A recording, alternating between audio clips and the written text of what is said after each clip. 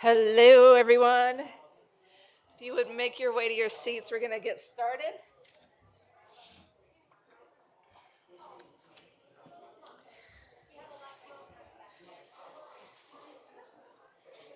All right. Thank you. Okay, while you guys are sitting, I'm just going to tell you a few things about the Center for Fiction. Hello, I'm Melanie. I'm the Senior Director of Public Programming here. The Center for Fiction is a 200-year-old cultural nonprofit whose mission is to encourage people to read and value fiction and to support and celebrate its creation and enjoyment.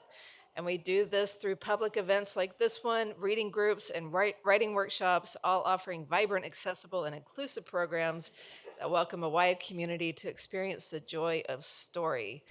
Um, and I'll just say, since a lot of you are translators, we did a series called of translation clinics during the pandemic that are on our website that I'm sure is still very interesting and relevant. So if you want to go check that out, we invite you to.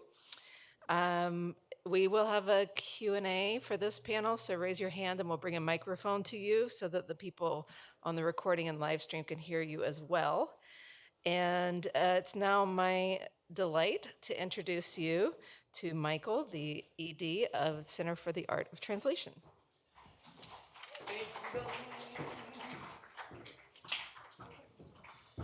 Thank you, Melanie. Thank you, everyone who is returning. Thank you to everyone who is arriving for the first time.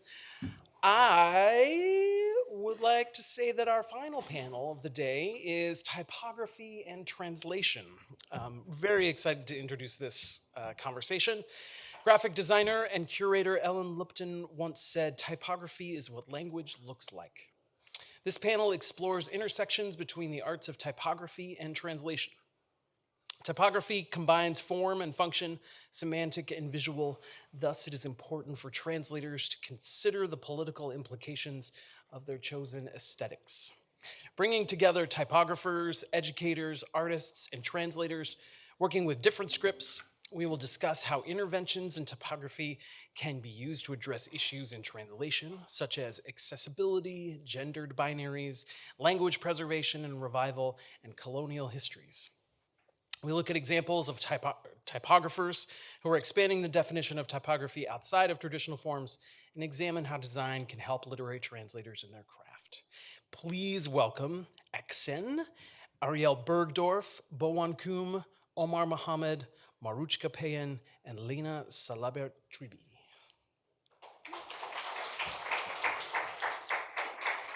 Thank you.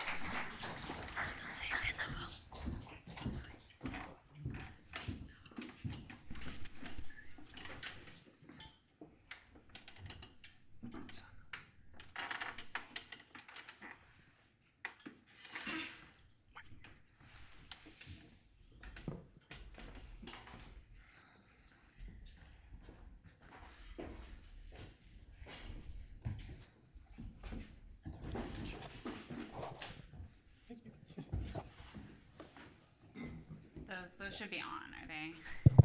Hello, hello. Okay, great.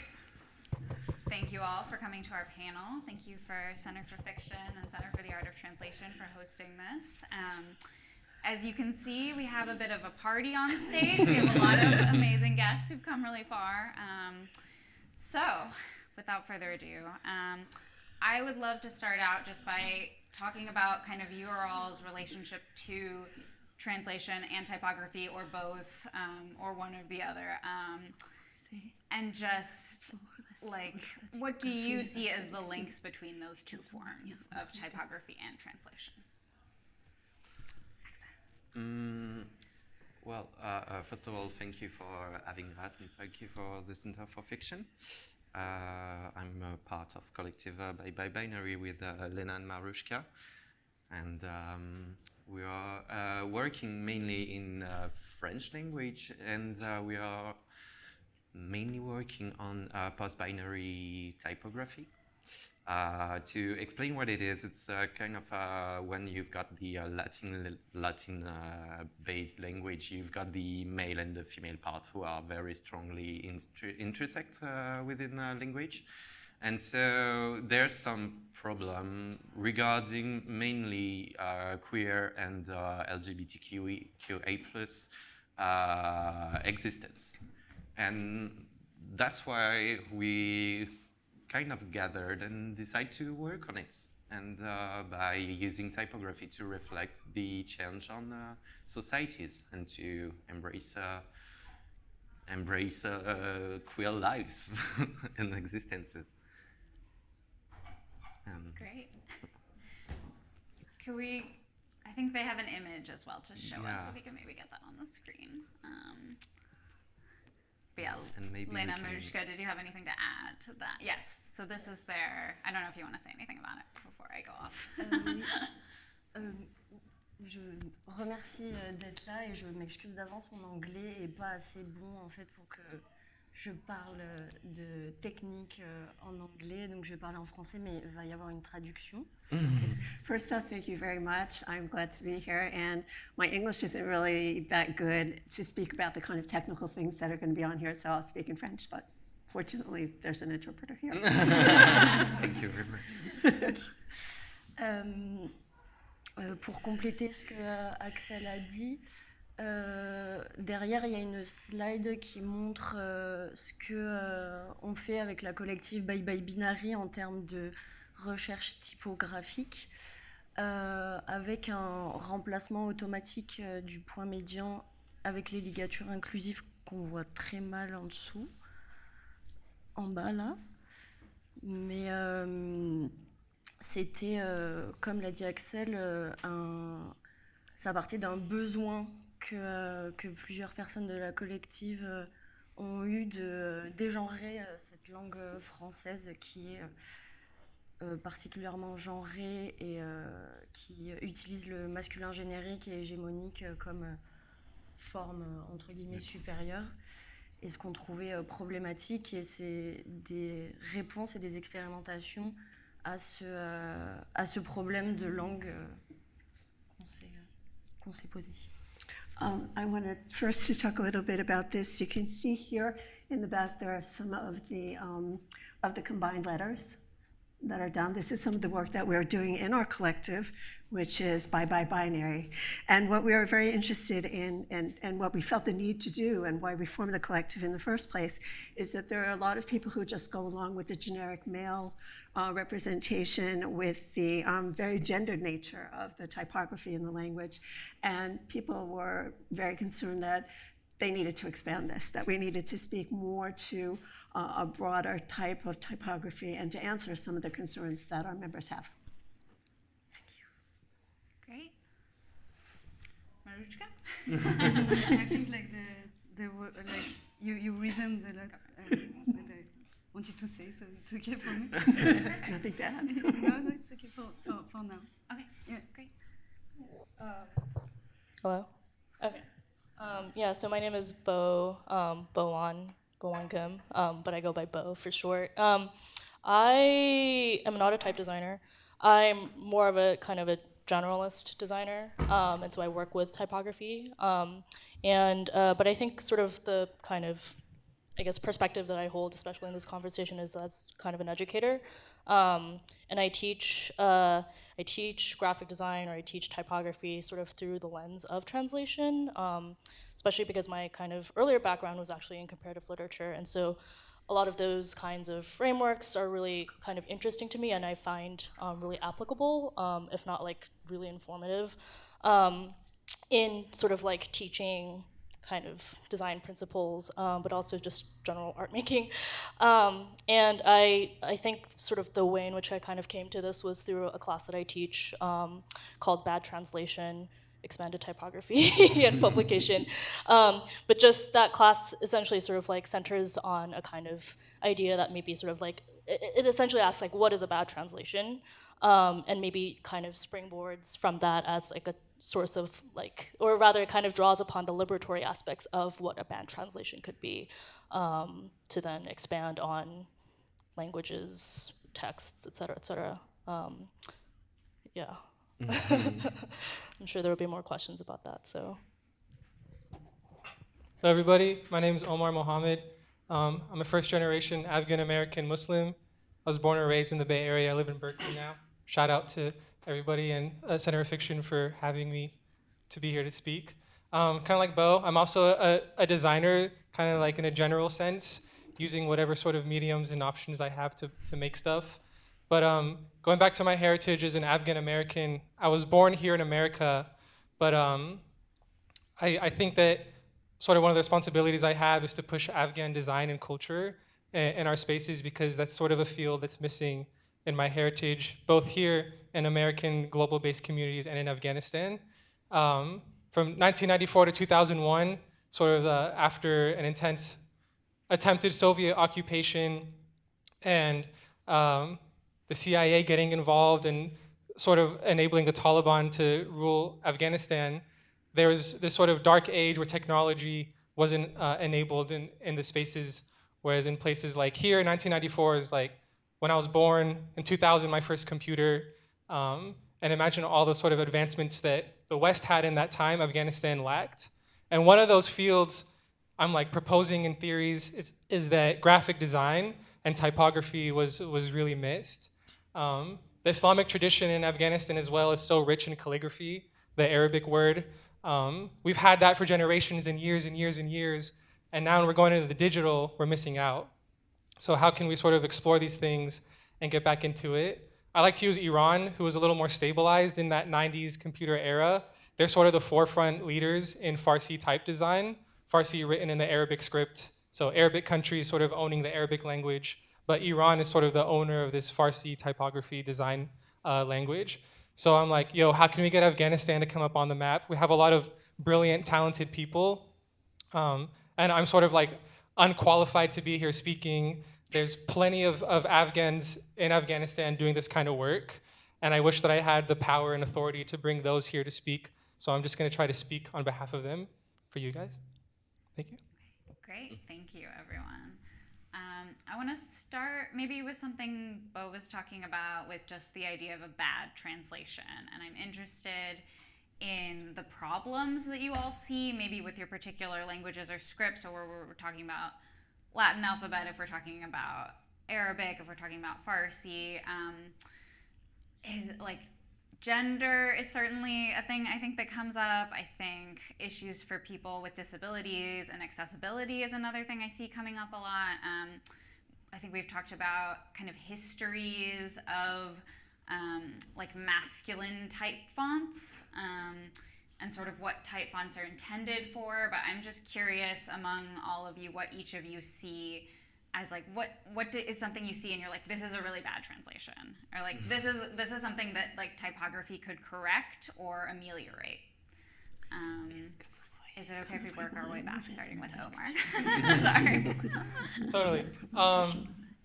I think a big one that I like to bring up to people is this use of taking Latin script, and how can we take Latin script, a logo, what have you, and sort of translate that into Farsi or Arabic, but also how can we take the Latin script and make that look Oriental, or make it look kind of like, ooh, this is like sexy Arabic typeface that's spelling like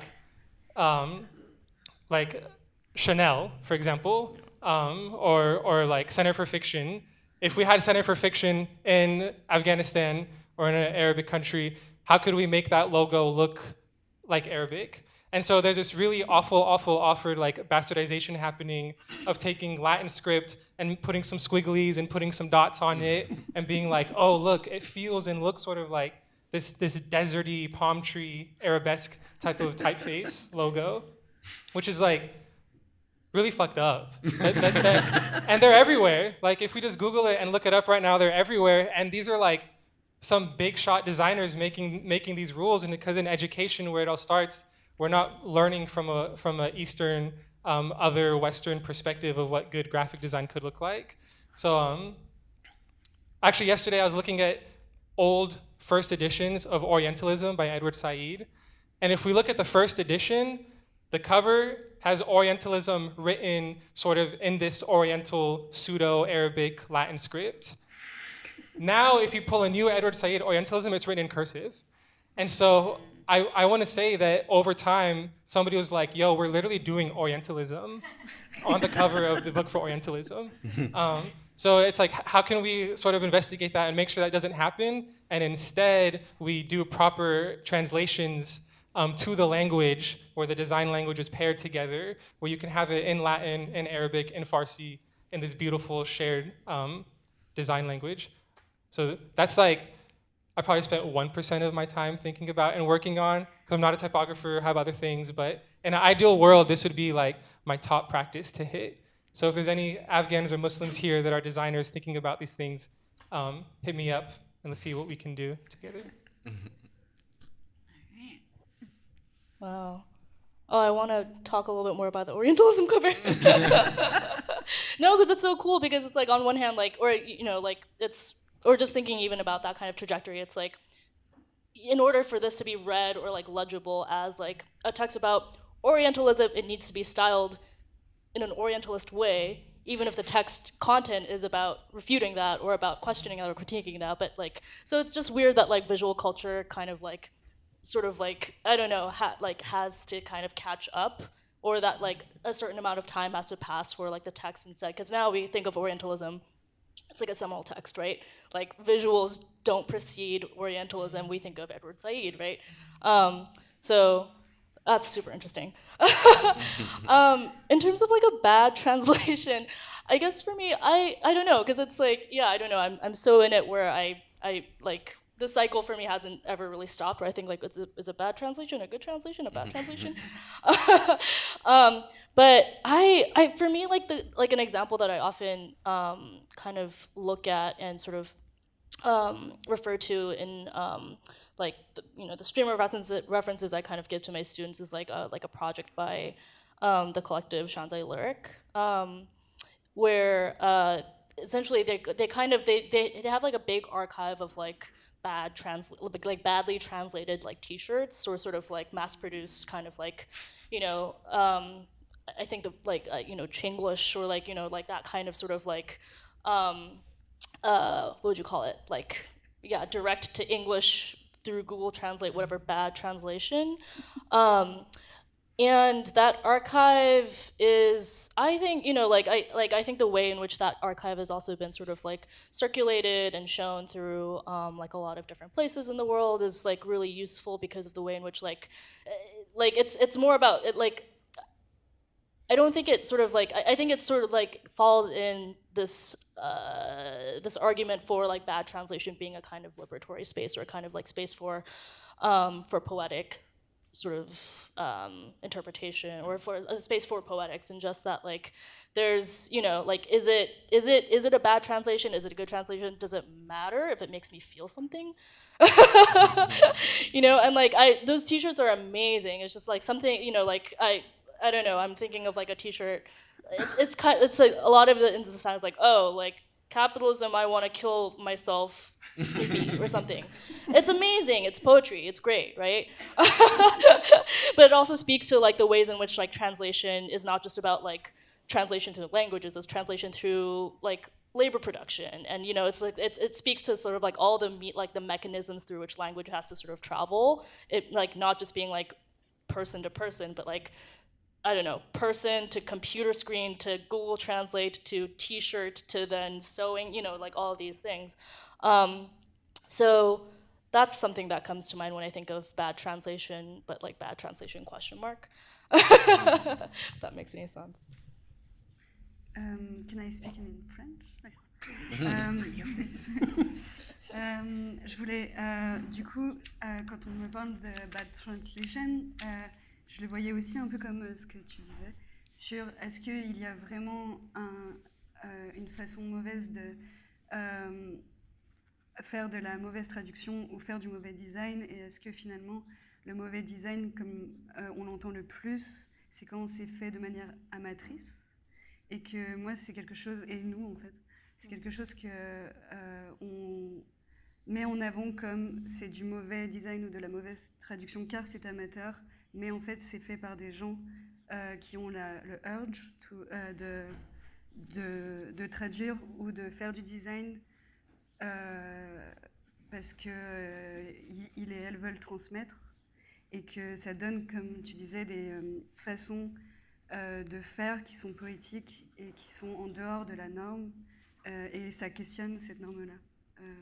Et nous, en fait, c'est quelque chose sur lequel on revient beaucoup.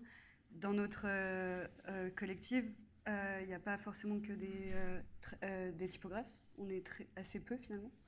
Et je trouve que cet amateurisme, en fait, est à mettre en valeur comme quelque chose, voilà, qui questionne cette norme-là. I think in this whole idea of what is a bad translation, I think you also have to look at it from the perspective of, is there a bad way to do bad design? And I think that a large part of the time, it's not necessarily things that are being done deliberately in a bad way, but also things that are being done in an amateur way by people who aren't really cognizant of what they're doing, but they do have this urge to communicate through their design, and they want to transmit something, but it's what they're trying to transmit outside the norm of what we consider to be good design. And this is something that in our collective, we go back to this idea a lot. And it may be that people who are the amateurs are really trying to convey something, but they're just not doing it in the ways that we're accustomed to. So is that bad translation? Is that bad design? It's a question that keeps coming up, and we keep investigating. Can I j'aimerais rajouter que pour moi, le bad design, ou la bad translation, c'est plutôt quand des personnes qui ont le pouvoir ne se remettent pas en question par rapport à cette norme-là, en fait. Peut-être, je sais. Quand ils ne se rendent compte du fait que c'est répété.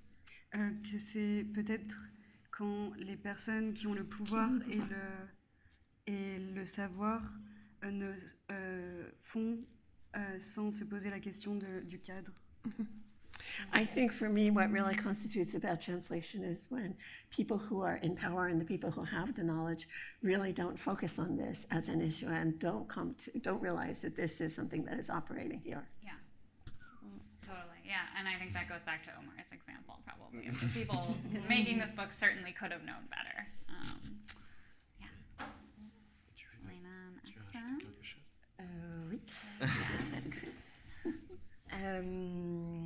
Enfin, on rebondit un peu sur ce que Marouchka a dit et il y a aussi des fois un choix d'esthétisme enfin, ce qui est considéré comme du bad design, enfin, le goût du moche, comme on dit en français, du kitsch et du queer camp kitsch. Et c'est une certaine forme aussi de design qui évite la réappropriation par les institutions et qui nous permet du coup aussi de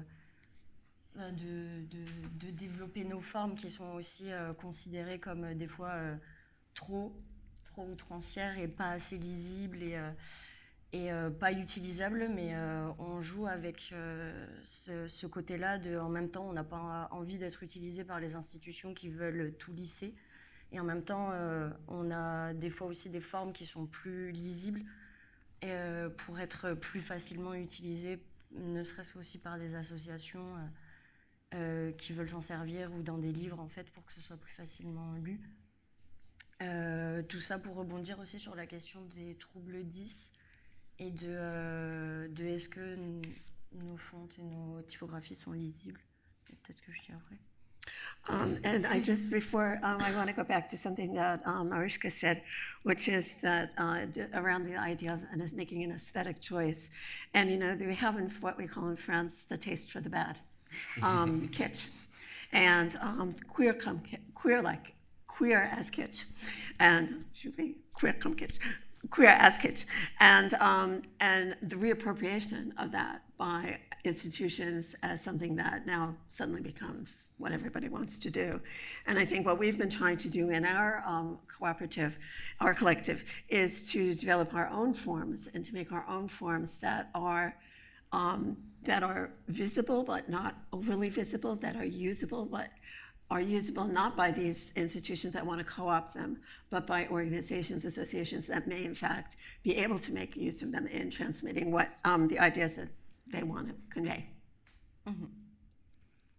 Et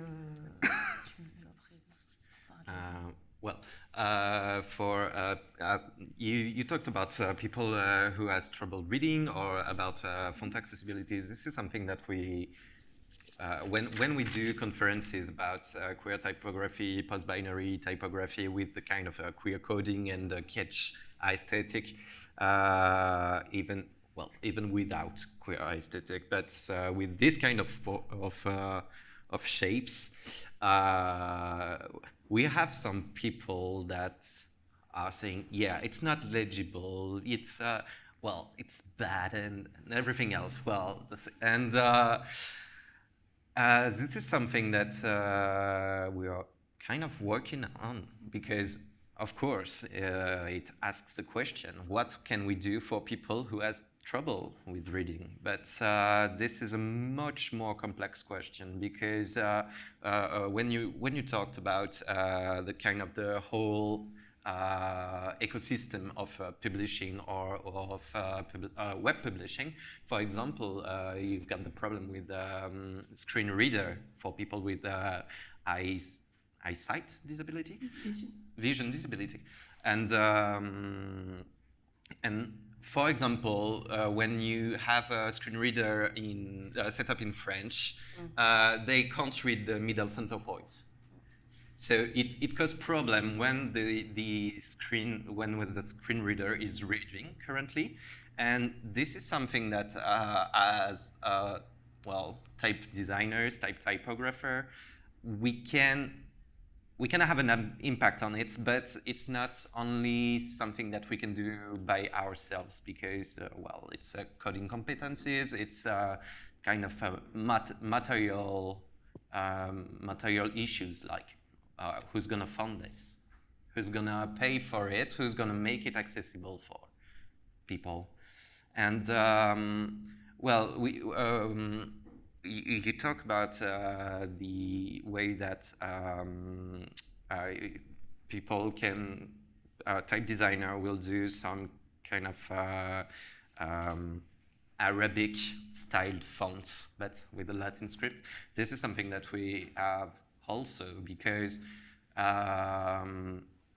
when when talking about cultural appropriation, you've got the queer cultural appropriation and the way of people are kind of embody the kitsch coding, but also you have to, even ourselves, we have to be very wary regarding the way that we create shapes and being empathetic with people, because for example, we mainly use Latin-based glyphs and fonts because this is where we come from.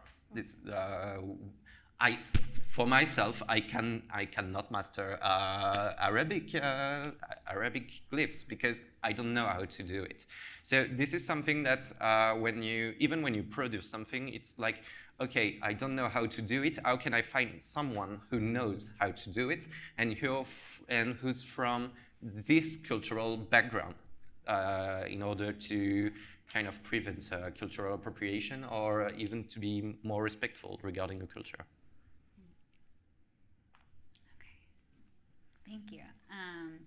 Yeah, something you said, something a couple of people said made me think about this idea of standardization.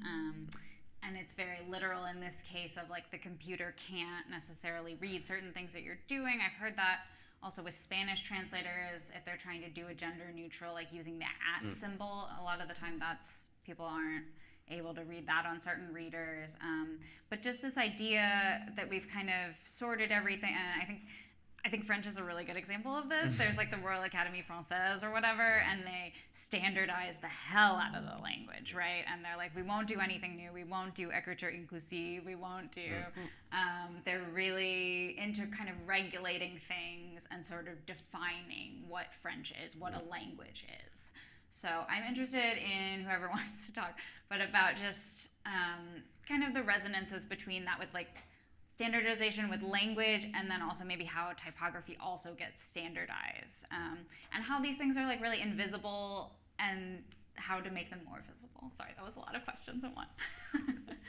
Well, the Unicode initiative, the consortium Unicode, this is something when you kind of, well, it's kind of a technical aspect of font creation. When you're creating a font, your font is kind of a software, a micro software to interpret letters or the key you touch on the keyboard for it to do an A, for example, and it's a lot of boxes with a glyph, which is the shape of a letter or the shape of a dot or exclamation dot, and what to put in the boxes and how they are encoded is something decided by the consortium Unicode for kind of standardize the way that we do fonts. And this is something that's mainly decided by GAFAM, Google, Amazon, Facebook, and other publisher, but it's kind of something that is mainly decided by people in power and big companies. And well, this is something that we have to play with, I guess. I mean, I don't know. It's a funny, or like the kind of like typography and its relationship to standards and standardization is like pretty interesting, because I think in some ways both the labor and the kind of like the discipline of typography, like, and we can also sort of maybe it's useful to also even kind of dissect like what that even means or what that term even refers to, because I think like sometimes it can be used pretty broadly to like include both the history of writing systems and lettering and then type, and then, you know, like metal type and then digital type, and it sort of like really spans the kind of shape and form of language, like just at large. But like the word type doesn't really apply to like scripts, right? Or it's just like something that we sort of applied we've applied sort of like later on and kind of like trying to sort of define like a history of typography, define a history of graphic design, et cetera. But just thinking about sort of this idea of like typography and standards like feels, I don't know. I mean, like you can also, or I mean, even if I'm talking about type and type being a very sort of like print specific term, there's also ways in which like writing systems have been like standardized like years and years and years of like, we can think about calligraphic scripts, we can think about like Carolingian minuscule, sort of like moments in history in which empires have sort of like determined a certain way of like standardizing and homogenizing a script form, and like a campaign essentially being like, okay, well, how do you do that? You like mandate that scripts are written in the exact same form and the exact same sort of like stroke order, et cetera, and it's gone through schools. Education is a huge part of that. Printing material, all of that stuff, like that's sort of like how, like that, those are sort of like the processes in which like this kind of like standardization of language have historically kind of come about, right? So that's all to say that I think that like the role of the typographer in that sense, and we can kind of think about that in terms of like, I'm thinking more about like the labor of typesetting. And so in the case of like scripting, maybe that's like, these are the people who are copying the manuscripts of the Bibles over and over again and making sure that it was like in the right script that was determined by X person.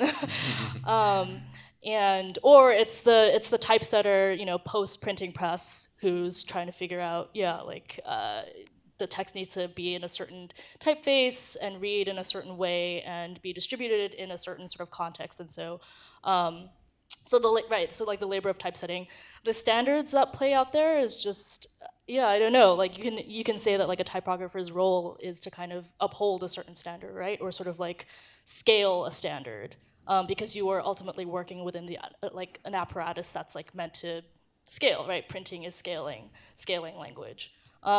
So I think it's complicated because, like on one hand, that was sort of like I think like a lot of like our like origin point, but on the other hand, like I think very clearly here, like typography is also being used as a means to kind of question those standards, right? Because I think now, especially with kind of like font design software being a lot more sort of accessible to individuals. I mean, they could be certainly more accessible. And I think like also too, maybe also like big asterisk is that like anyone can make a font, right? Anyone can make language, anyone can like design a letter form. It's just a matter of like the distribution and then the kind of publishing mechanism, like it's like we're not talking about you sort of like drawing a thing. We're talking about something that is distributed across screens that can be read by all, right?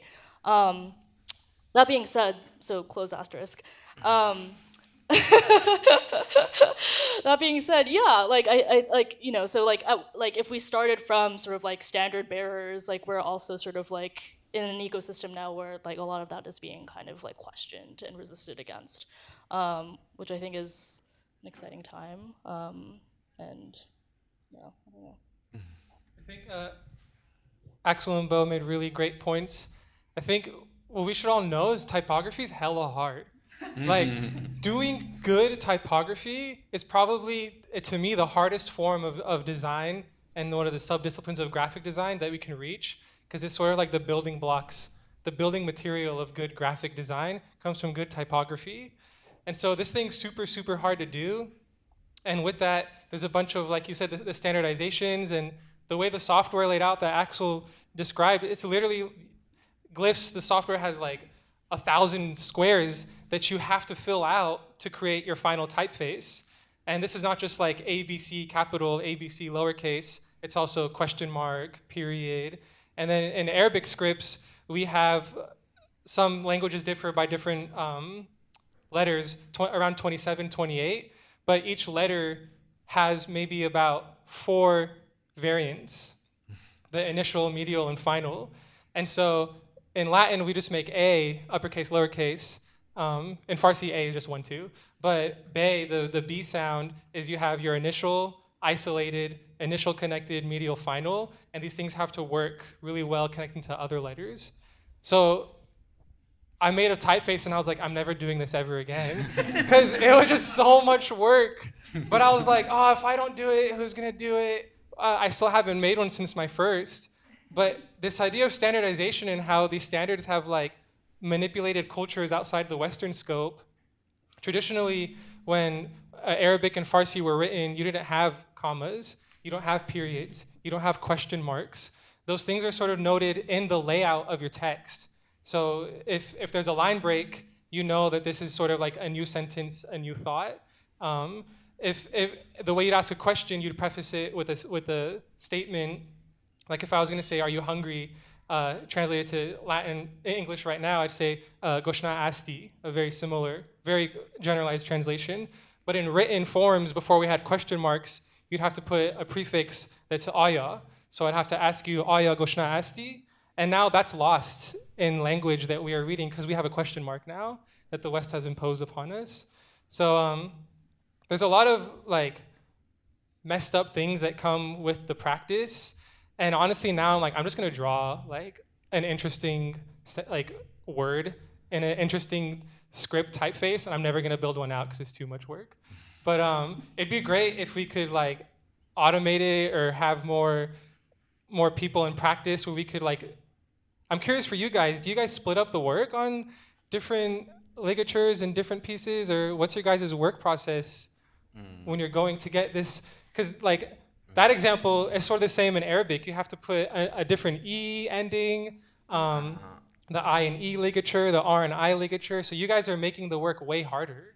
Yeah. I wonder, like, I was like, damn, dude, this is messed up, you know? Well, I will add, aren't there like 20 people in this collective? Yeah. There are quite a lot of people. It's one per person.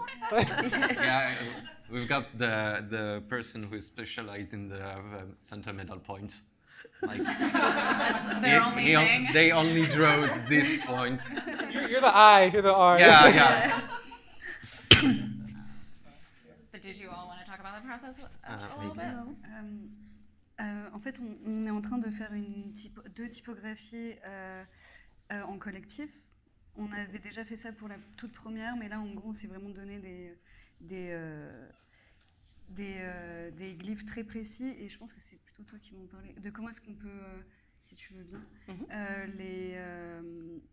faire que même entre nous, on ait une sorte de standardisation en fait, de forme, puisqu'on est beaucoup à travailler sur les mêmes bases. Basically, we're working on two types of typography, and in the collective. And we started out, and now we're developing very specific glyphs. And I think maybe it'll be possible to talk about how between us we've standardized our own way of approaching how we're going to handle the creation of the typography, our own standardization. Oui, on est en fait, avec ce que Axe disait sur les standards et pas rentrer dans les standards et sortir des standards, dans notre travail, on s'est rendu compte qu'on était aussi obligé à des moments d'être, un petit peu de standardiser certaines choses en tout cas, tout en gardant des frontières assez fluides et assez molles. Mais les typographies qu'on fait ensemble, on est sur une des typos 7 personnes à travailler dessus. Et on fait une typographie variable, c'est-à-dire avec une forme qui va pouvoir changer, mais un squelette, c'est un squelette de lettres qui reste le même entre les deux formes. Mais du coup, on a été obligé de s'imposer une hauteur de lettres, de s'imposer une épaisseur de trait, même si les formes restent fluides et variables.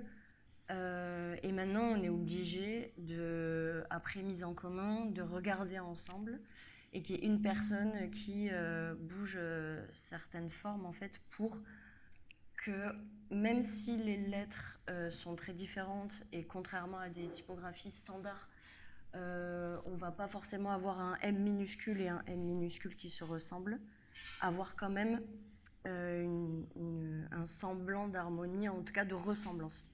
Un air de famille un peu. As we were working on the standards, this idea of standards, you need some, but you have to be able to go in and out of them.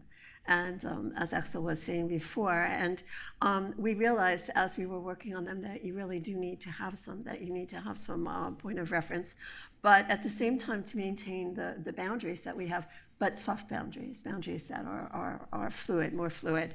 And in our typography, we had 7 people who were working on it.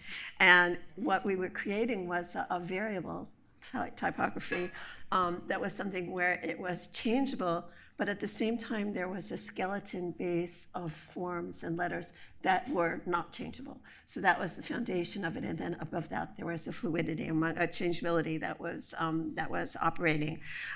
Certain things like the height of the letters or the thickness of the strokes, we felt that there really was a need to standardize that within the work that the group was doing. And once the work was being done, then we got together and we all looked at it to see, like, was this something that was working? And what we came up with, perhaps it's not something that looks exactly like what the standard is, but it has a kind of familiarity to it that makes it relatable so that it does seem familiar to the people who are going to be reading it. To circle back about typography and translation. Initially, we are able to work on 2 typefaces right now because we are about 20 first. So No wonder. Obviously, honestly, I try sometime to do type design. I'm like, okay, I will. It will take maybe about 2 years, so maybe I will not do it right now. And also because it's something that takes a lot of time and in extent a lot of money to make. And this is something that when you're not into type design or typography, or even when you're a graphic designer but not that into typography, this is something that you don't see, because it's the typographer or the type designer job to make something easy to read, to transmit ideas or to transmit cultures. And if it starts to be very complex, this can be very complex, and this can be a kind of an artistic standpoint. But this is something that has to be thought of. Usually, even when we are talking about Swiss typography, like the Helvetica. Helvetica! Wow, I know that. Oh, it's so great. Even with this standpoint, because Helvetica has a kind of a rich history, because it has been designed in Swiss right after the World War II, and it was a kind of an answer of a font designer to achieve with a lot of to achieve a kind of universalism. And when you think about it, universalism cannot really exist without having a full comprehension of the world and the different cultures. So it's quite maybe impossible to do, but they wanted to do that, and now we've got Helvetica everywhere. But that's another problem. It's like the kind of inside joke of Comic Time as for a type designer. But regarding the translation and regarding the fact that fonts takes time to do, this is something that we try to answer by doing something that we name fork. We take an already existing fonts and an open source license font to just have to add our glyphs. For example, the Ding Dong is based. It's one from scratch, but based on the kind of a lineal typography like the Helvetica, I guess. No, the Din. I worked. And well, Clara Sambo, the creator of this font, added the post-binary and inclusive glyphs. So it's kind of a way to acknowledge the fact that especially open source and open license, the fonts can be augmented, and also that it's something that we can shape also to represent more of different experiences, like queer experiences in French or in Latin. Thank you. I do just want to highlight what Lena was talking about, because I thought it was so beautiful about like the soft boundaries and these fluid borders, and like I think it's something that applies to translation. I think it's something that applies to writing. It's something I tell my students a lot, is like you need to have kind of these firm boundaries, and then the rest can be breaking the rules, basically. And I think with language we sort of need that, so we can at least understand each other, you know, or so you can all be not working on your separate projects with 20 different people. But then, yeah, having these kind of fluid, permeable, malleable boundaries, I think is just a really beautiful idea. So I think we're going to open it up to the audience for questions now. I don't know if someone has a microphone.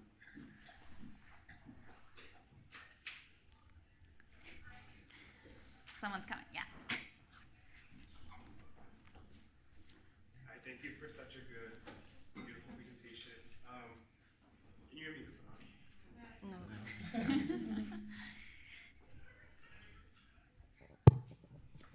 Cool, thank you. Oh my God. I was interested in the question of like the example of Orientalism or Chanel or Center for Fiction, the kind of like kitschy, racist way that like other scripts are brought into the Latin script, and it reminded me of the Jewish deli I went to growing up, which like the name was written to look like biblical Hebrew with all the frills and the dots and the whatever. But it got me wondering, typographically, is there a way to kind of break open the Latin script, bring in other scripts that like isn't high kitsch or offensive? Like, is there a way to do that that might be liberatory or just beautiful? What would that look like? Or not like an example, but like what might that mean? Other people thinking about it? I guess that was directed. We had eye contact the whole time, so I'll assume that was for me. I think going back to the ideas that you guys brought up about bad design and what that looks like, and sort of like the unknown designer that you're talking about with the shirts, the translations. I'm like a huge fan of like bad design and the unknown designers. In my class the other day, professor brought up some slides of like what good slides look like, right? Helvetica, gridded, top left presentation like title. Then he showed bad design, what we shouldn't do. And the minute I saw that, I was like, this is the best shit I've ever seen. Like, who designed that? Like, but the thing is, we'll never really know who they are, or because they don't give a shit. They don't have to state who we are or what we do. And going back to who's designing for what, my gut tells me after listening to this, if I wanted to do a stupid Farsi Latin thing as like a high-level research project, I'd be like, oh wow, that's pretty cool. But if somebody's like, hey, I'm gonna start a streetwear brand, and I'm gonna write my stupid name brand in fake Japanese script, which I've seen in my students doing, they just like, dude, you're a white dude, like why are you putting like Asian script on your poster? This is crazy. So I think we have to be like very careful on who's getting what and who's doing what. But this idea of the unknown designer and just giving more honor to these people that we don't know or why they did things, I think is a really good way to go, and to be inspired by those. Don't think they're bad, you know. Anybody else too? Okay, cool. Yeah, another question. Hi. Okay, this question's for Omar John. Salam. Salam. Okay. But anyone can chime in. This is several questions in one, and then I have another question for everyone that's a very easy question, but might be a hard one for typographers. Okay. So, talking about standardization of, I guess, typography in general, kind of made me think about how typography is, from what I understand, I'm not a typographer or anything, that it's a Western thing. And it's very rational, it's very mathematic and technical. But so is Arabic calligraphy, and I assume so is Farsi has its own rules that are extremely tight, and you cannot veer off by even a millimeter or else you're doing it wrong, so to speak. But at the same time, especially talking about Afghans, are really funny as fuck. And see, I made you laugh. And so then that makes me think of how can typography, or specifically Farsi typography, be satirized and irrational the way that I think a lot about kind of Sufism and Mullah Nasruddin and how it's also irrational, and that's the kind of beauty of it, the kind of things that seem to not make sense but make sense. And I wonder if that could be done with things that are so digital, because I'm an artist, I can do it because I don't really work digitally, but some things like typography and graphic design are really difficult actually for me to comprehend because there's so many rules that you have to follow. But why should there be rules? Can you just not follow them? So that's my 7 questions for you. For everyone else, what's your favorite font?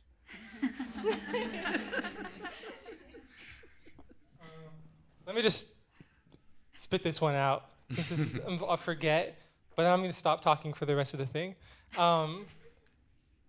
I'm like this close to just denouncing design as a practice because it's just getting too much. It's getting this idea you brought about. We have calligraphy, which is more technical than doing like a little typeface. And we have sort of indigenous practices in so many other fields of design and architecture, and sort of object design that are not using digital means whatsoever to produce. And as my practice continues and I'm getting more and more into like, I know what I like, I know what I want to make, I'm going farther and farther away from the computer. And 10 years ago, I'm like, oh, painting's stupid. But now I'm like, I wish I was a really good painter because it's like, it's this closest you can get to transferring like here and then like displaying that visually without this connections to digital means. So I think that going back to craft and going back to traditional work, I think is maybe a means that we could promote that type of like satirical design that you brought up. But I think to get there, it's one of those things where you have to learn it to then not learn it and not do it. And I think with the Afghan culture and sort of where we're at in that positionality of design and where we are, I think we still need more work to do to make it important in our cultures and our families. Because if you're a young Afghan kid, like I grew up here, and it was like, dude, you have to be an engineer. There's no other way, Omar. Like you'll be disowned from the family completely. And so I got into school for engineering, but the first day I had class, I looked at my classmates and I was like, oh, fuck no, this is not. But then I got in class and everybody looked like us here, and I was like, oh, I'm definitely where I need to be in the design world. So I think we need to start out like foundations of how we can enable people to think critically about how can we make design important to start off with, and then we can go from there. But those are some really good ideas. I'll do them maybe sometimes. You guys. Favorite font? Favorite font? Oh, favorite font. Can I just Yeah. add something? En fait, c'est pas moi qui le dis, c'est une référence. C'est que j'aime. Enfin, moi, ça a changé ma façon de voir mon métier en tant que personne blanche européenne qui fait de la typographie. C'est le manifeste de peintres en lettres aux Philippines, qui s'appelle la Filipino Folk Foundry. Et en fait, ce que tu disais par rapport au fait que ça a l'air très mathématique de faire de la typographie, très difficile, quelque chose de l'ordre de l'ingénieur, en fait, ça vient d'une histoire culturelle et économique européenne, en fait. Et c'est devenu le standard de faire de la typo comme ça, un standard hégémonique qui est à remettre en question tout le temps. Et eux, en gros, leur position, c'est de dire que le fait d'avoir... on leur a imposé le latin et que la peinture en lettres commerciale leur a permis de créer une culture proprement typographique, proprement philippine, en fait, par-dessus. Et que du coup, leur texte permet en fait de remettre, enfin pour moi, la main, enfin le manuel en fait au même titre que de la typographie à l'ordinateur, au même niveau en fait, culturellement. Et tout ça. Et le nom de ce manifeste? C'est Filipino Folk Foundry. Folk. Like folklore.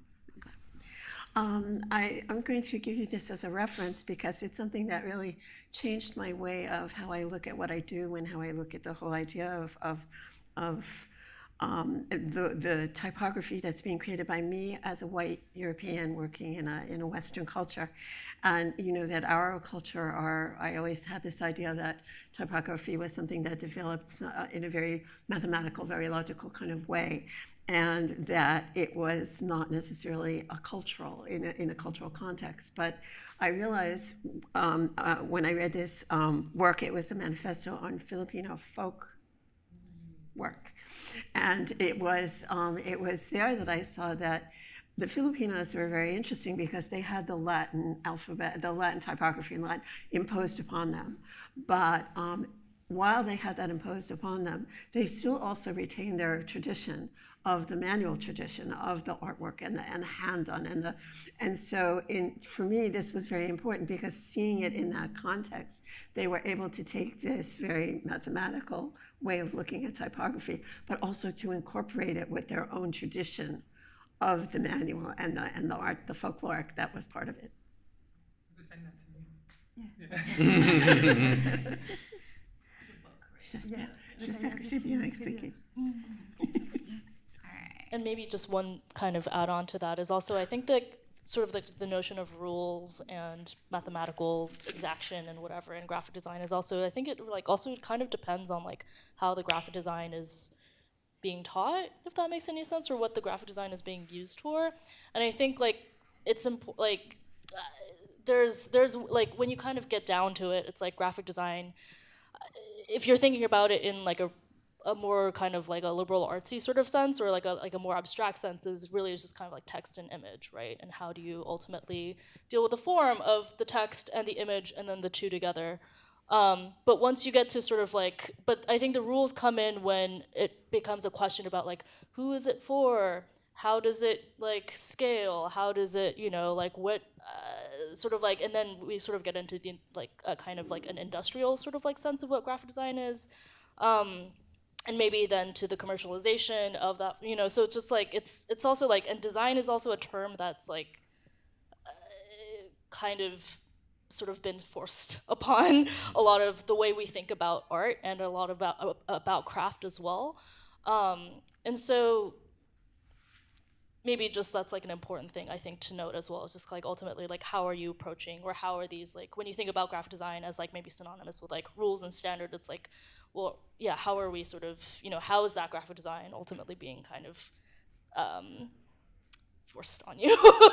Or how are you coming to it? And there are also maybe other ways of thinking about it in a broader sense, where, yeah, it can be a lot more about expression and about sort of thinking creatively about, you know, forms and languages, and less about making something in Helvetica to put on a poster that can sell a Coke can, right? Yeah.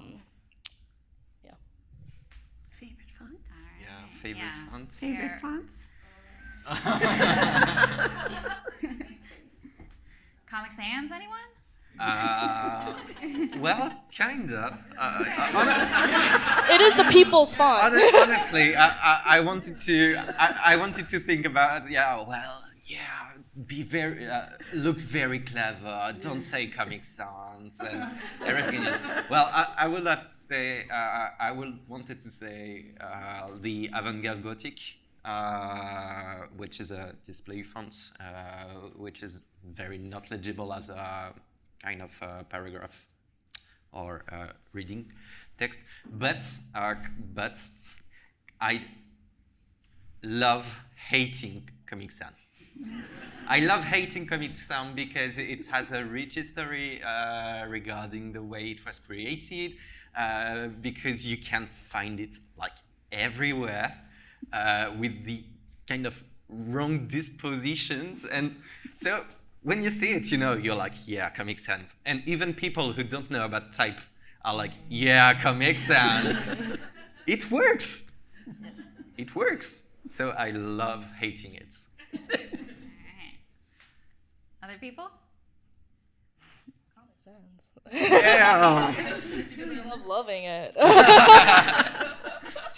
Yeah, I mean, it's the people's font, and it's like the font of memes, and like everyone can have access to it, and like if it degrades or deteriorates through multiple whatever, like like it doesn't matter. People still recognize Comic Sans as Comic Sans, and so like that's powerful. I don't know. That's great. I love that. There's no purity around it, right? But within this context, yeah, Comic Sans. I actually don't have a favorite typeface. For me, it's quite the same because I really love the fact that this font, le créateur n'a pas su ce que sa fonte allait devenir, et c'est parce qu'elle a été utilisée tellement que c'est devenu ce qu'elle est en fait, et c'est par l'utilisation populaire. One of the things I like about it is that the creator of it had no idea how it was going to be used, and the fact that it was going to become such a popular thing, and it was going to become Comic Sans. Great. Anyone else? Comic Sans. Yeah. Just write with it. Translate with it. It will be good, no matter what. There is graphic design homework. Yeah. Yeah. One poster in Comic Sans. Due in 2 weeks. All right, we are going to end it there. Thank you all so much. Thank you.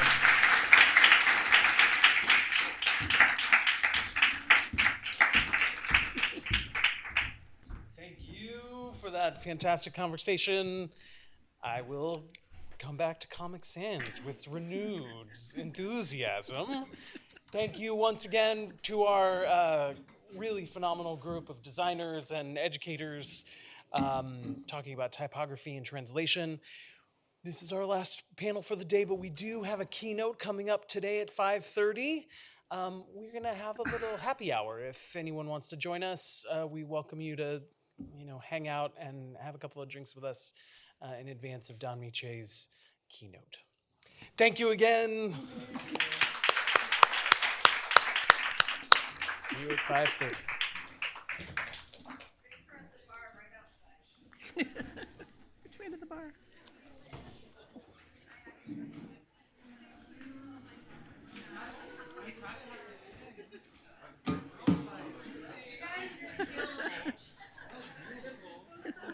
There's something Thank you very much. Oh, you're welcome. It was so much fun. I learned so much.